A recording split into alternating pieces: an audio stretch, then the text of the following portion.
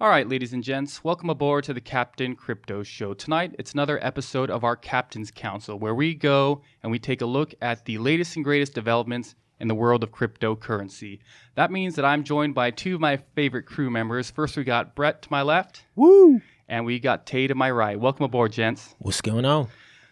Well, I think there's quite a bit going on, as usual. Some bigger stories, some smaller stories, but one that I actually wanted to get straight to actually involves a billionaire. Some of you guys might be familiar with a man by the name of Bill Gates. He's been making headlines this week. He had some items to say about Bitcoin.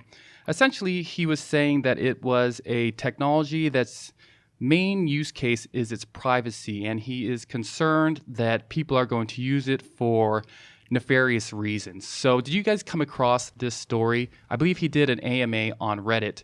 And of course, there's so many Bitcoin cryptocurrency supporters that someone decided to ask him about cryptocurrency, and he gave his thoughts. So I was curious, Brett, if you saw this story, if you saw Bill Gates' words, and if you had any thoughts on it. Just laughable. He seems to be at a large line of non-thinking thinkers, right? That, old white men. Yeah, that's kind of how I feel about like it. all these men are. Well, it's not just. Let's not get racist here. I'm a white man, and I don't appreciate. Oh, you are? Oh. I don't appreciate cisgender as well. I don't know. Anyways, yeah. So old, successful white men that are pretty reasonably well educated.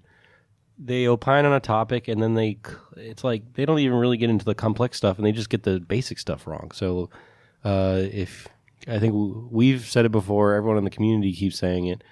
Bitcoin isn't anonymous. Never has been. It's been pseudonymous, right? And in the strict computer science definition of anonymous, it doesn't fit in that definition whatsoever. There have been countless people that have been caught using the Bitcoin blockchain, right? It's not necessarily the best blockchain out there to use for privacy. There are other ones that are better, and it's. I think we were talking about on the show before. I don't even know why they ask these people, or care what they think. Someone like Warren Buffett and Bill Gates, and I mean those two in particular seem to be. Jamie Dimon. They seem to be really Jamie Dimon's another one. They seem to be really good at creating monopolies and using the system in place, either through the financial system or legal system, right. Intellectual property, Lobbyists. setting up moats right around their monopoly and then extracting rents, right? So anyone that knows the Bill Gates story knows that the guy's really fucking smart, but he's also not some top-level computer scientist or game changer in terms of like bringing humanity forward in any such way. He is someone that recognizes software and its relationship to the legal environment, right? And how you can, basically take over the world and, buy up some technologies that can compete with you and basically take over the world with one type of software implementation in Bill Gates' case. And he said some nice things about Bitcoin before, but it seems like, he, in the last couple of years, he's digressed in terms of his understanding. And he's part of a global establishment that is really trying to keep the dogs of chaos at bay, because I think Bitcoin and a lot of these things are eating at things like Microsoft or Berkshire Hathaway and Warren Buffett's case, their stranglehold on the world of business profits and technology. One thing about them is Warren Buffett has said that before, that he doesn't do technology. Like he said, he missed the entire internet thing. Well, he certainly likes to give opinions on things. He said that, tech, though. But I mean, people keep coming to him and asking him about these things. Like he was like, a lot of his biggest mistakes have been mistakes of omission. One of them was he didn't buy Amazon. He should have bought Amazon a long time ago. Now he's all on Jeff Bezos's, like every chance he get, how great of a company Amazon is, but he's too big to buy it. You know what I mean? So don't look at guys who are comfortable, already made a ton of money, already on the Forbes, top 50 and above list, because they don't need to make any more money. So why would they go out and take any real risk? You know what I mean? Like, this is for us. And also, for Warren people. Buffett, he's just a hoarder. Well, yeah, He's just a sick hoarder. I think he's overrated, right? Right. He buys Definitely overrated. He buys monopolies. I mean, it works if you're young. Like if you're young and you still got a lot of time in the game and you want to use that as an insurance policy, you can do his method, but you have to do it with things you see for the future, starting from today, moving forward. Like when he was, I guess he started at 11 years old or something like that. So of course you're going to make money if you're in the stock market since you're an 11-year-old. And you're riding the wave of post-World War II U.S. global domination. It's kind of easy to ride that wave when everyone's winning. When not only you come from money and you go to elite Ivy League institutions, right? And you have actually, I don't think he went to Ivy League. He went to Columbia and studied under Benjamin Graham. Right. That's the genesis of, or I should say that is the intellectual influence behind Warren Buffett. He did, yeah. And Benjamin Graham was probably one of the best investment minds in the world. But he also constructed a way of thinking about the world in terms of how the world existed at the time with fiat currency, U.S. hegemony, just U.S. unipolar power, right? Just how to value stocks, bonds, and allocate them. And without getting too much into the detail on it, I just want to say like he did good for his time. He rode some ups, of course, and some downs. Mm-hmm. But I'm just saying, like if you're investing in anything in the U.S. stock market over that many years and you still lose, like you got to be pretty screwed up. So I'm just saying, like, he's not going to pick on everything. He's not going to pick the best picks of everything. But over time, of course, you're going to be right. With Bill Gates, I just feel like I think he has a track record of being overly emotional on world subjects. Like he thinks that a lot of these, people have done good their whole life. They're kind of detached from reality and the ground truth, right? So you can have $1 billion you're giving away to some charity, whatever, right? Where's it going? Nothing's got better since you started that Bill and Gates Foundation. I mean, maybe they did some things for, malaria and specific things like that. Yeah, but unless you got people who are pushing that agenda, you cannot think you're just going to spray money and it's going to do good. So I see him seeing something. Maybe he saw some documentary or somebody told him how Bitcoin is being used for nefarious purposes, and he just went off. I think the interviewer probably cornered him wrong. Well, it was an AMA. It sounded like I'd be like, what if someone said, well, illegal activity was done with your Microsoft software and your, it's like, what kind, is he?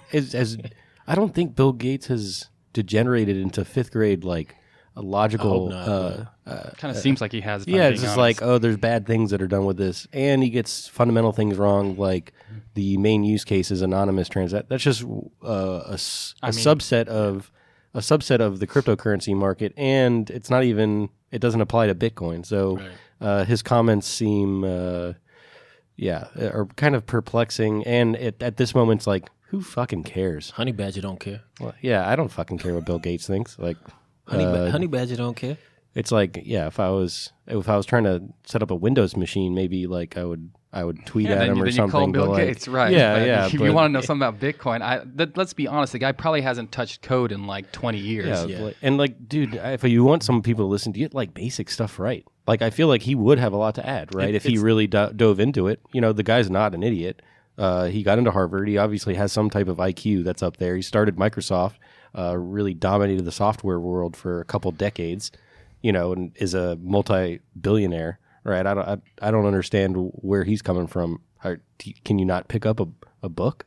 Yeah, right? I really don't think he's dove into it. And kind of adding to what you guys were saying earlier, it seems like people like Warren Buffett, Bill Gates, they made a lot of money, but the markets they made money in weren't really free markets, and they were different eras. So I think sometimes they have that holdover of how they got rich or whatever. It's literally the opposite ethos of Bitcoin, because their mindsets are to find and seek out and create monopolies. That's like if you listen to Warren Buffett or listen to the Microsoft, and there are a lot of and centralized control over the kind of the profits and benefits that come from those monopolies that they set up or invest in or create. Where Bitcoin is really trying to distribute power, distribute resources, decentralize things. I mean, it's a whole paradigm shift from the way they made money, right? What Facebook? Come on, man. What happened? We have roll with we it. have some. Okay. Anyways, I got off track. Yeah, you did. My issue. Basically, fuck those guys. that was my conclusion.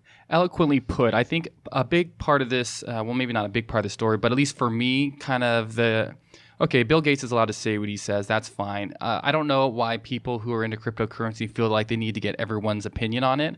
And to a certain extent, someone like Bill Gates or whoever can like it or not like it. If it's something that's just going to keep going and it's not really not able to be stopped, it's like yelling at a boulder. Like, let them yell at the boulder. The boulder's coming anyway. Right. So to me, there was kind of the question of, okay, well, why do people even care? Why is a journalist? Why are they? This came across my my laptop, my browser, as an actual story, an article from Cointelegraph or CoinDesk, one of those news sites. And then I was just thinking afterwards, well, how is this even news? Why is this even news? It's that FUD, man. And every time we see somebody big like this, talking bad about Bitcoin, it's a buy signal. You need to buy today. Yeah, I think any media publication or social media outlet or whatever that's trying to generate clicks and attention, right? We're all in this attention economy. Anytime you mention Bitcoin, any big name, I know that they notice that it's going to get retweeted a lot. It's going to get a lot of comments from all the cultists like us that are like, "What the fuck are you talking about?" Like, it's not we like to fix any little error that someone makes about this stuff, right? Because we're all committed and we actually have done our homework. They know they're going to get engagement on anything they put out related to that. Right. So there's really no rhyme or reason to it. It's just pure profit motive. Like Tay was talking about this before, right? They're just going to throw shit out there. And then you have someone like Bill Gates, which the general public just thinks tech, right? And all tech is equal. And then they think Warren Buffett and they think investments and money, right? And those guys don't like it. Well, they know tech. This guy knows tech and this guy knows money.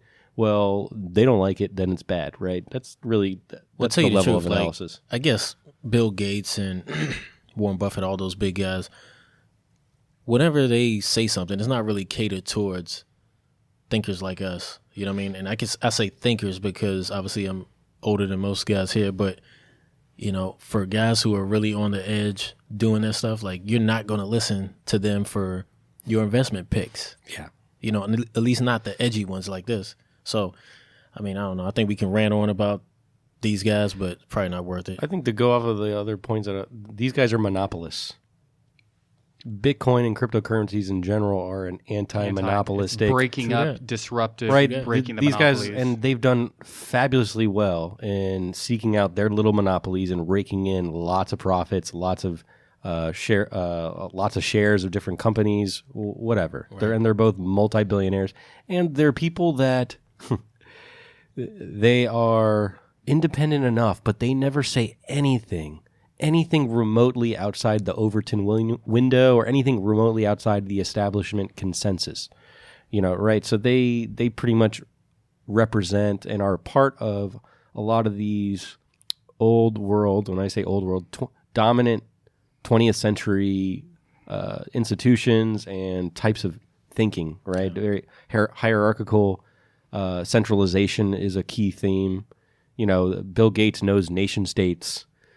He knows multinational corporations. He knows NGOs, and so does Warren Buffett. So, all this stuff is kind of an existential threat, and it almost pays not to really know that much about it.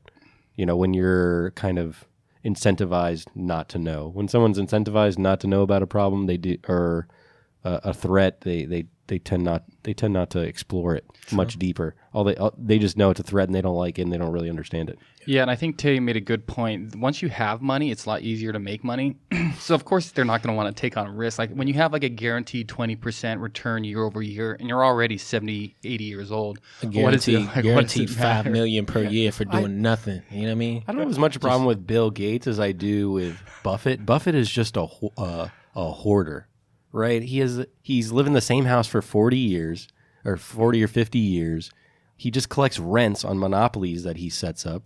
Right, and he's been setting it up since like the 60s. You got to think about it too, like the type of people that are really on his team who really been backing him over decades with big money, you know what I mean? Like they're probably like, hey, get out there and stomp this Bitcoin thing. You know, like, don't say nothing about crypto. Yeah. Don't say nothing positive about it because we over here with this old money. We don't want to. He loves to play that innocent grandpa, right? And he's nothing. He's not innocent. Well, the lefties love him. Oh, of course, because right. He's a nice guy. So that's what's so like he's that's literally what Brett really doesn't like. That's what it is. Oh man, that drives me off because he's such a The righties like he's him a too. wolf in sheep's clothing because he is a monopolistic capitalist to his core, right? And he says some nice things about taxes, and then everyone on the left side of the spectrum loses all moral integrity and joins up with this hoarder monopolist capitalist because he's like some nice grandpa figure that eats Skittles and drinks Coca-Cola and makes billions of dollars. And drives a Cadillac. He got a Cadillac too. He's venerated in the media because he never says anything remotely controversial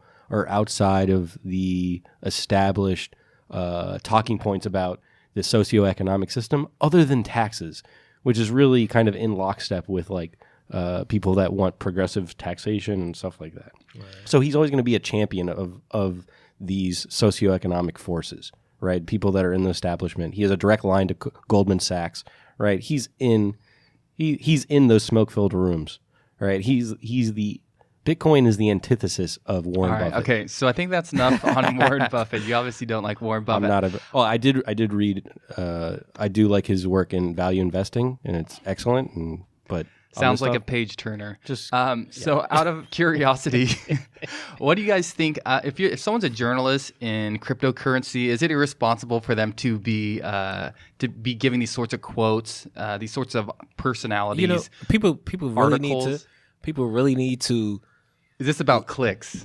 Of course it is. People really need to. There's a new book out there. I'm not trying to shill it, but it's definitely Go ahead and shill. It's definitely if you're in crypto and you're trying to decipher all this FUD, it's a book called Skin in the Game.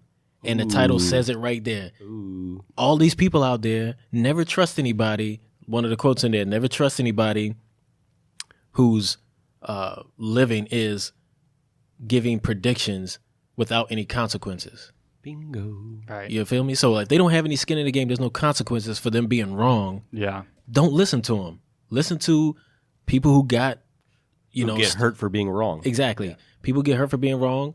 Another quote that's in there that's strictly for crypto or investors is, don't tell me what you think is going to be good this year in the stock market or whatever. Tell me what's in your portfolio. So Yeah. what do you have? Have you read, you're mentioning Nassim Taleb's book. Right. Nassim Taleb is kind of a cult figure for people in crypto, especially me. Right. I got him on Twitter. Have you read his previous books? Or who's this? I've heard of him. Nassim Taleb. Yeah, Anti-Fragile and Black Swan and all that stuff. He's coined the term, to use crypto language, anti-fragility, right? Which at its core is things that benefit from disorder, right? So like a human body, right? When you work out, they're basically throwing some chaos on your body. Your body is it's broken down a little bit, and then it not only repairs itself, but comes out stronger, right? So he's basically describing the economic system as this organic thing that benefits from chaos in certain ways. Right. And then he compares that to our current system, which comprises a lot of decision makers that don't have skin in the game. Right.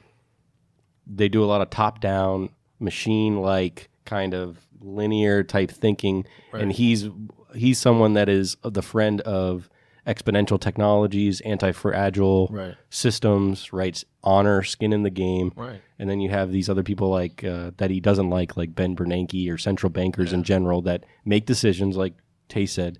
And when they make decisions or predictions, even if they're wrong, they just keep getting promoted, right? And there's really no consequence to their actions. It's just like any team that's out there, let's just take it on a basic level of a sports team, football team. Yeah, the coach is not out there playing on the field. He's not getting hit. But he has consequences if they lose. Yes. He could lose his job. You know what I mean? He'll lose credibility. He'll lose the team if he keeps making wrong plays all the time or whatever, then eventually lose his job, right? So those type of things, like, it's something that actually we really need to think about when we think about who we're getting our information from. I'm not saying, a group of us or crypto people are going to change anything in government Probably not. But I can change who I listen to and where I'm getting and how, how credible I see as a certain source. If they don't have any, I've always looked at the news like that. Like, okay, these guys who get on and talk about stocks every day, doesn't matter what happens. They're still going to have their job the very next day. Right. So they can say something that's totally wrong for their audience. They're still going to get paid. They're still going to have a job. And people have a short memory as well. Yeah. So I think that's enough on Bill Gates. I think we've already done that one to death.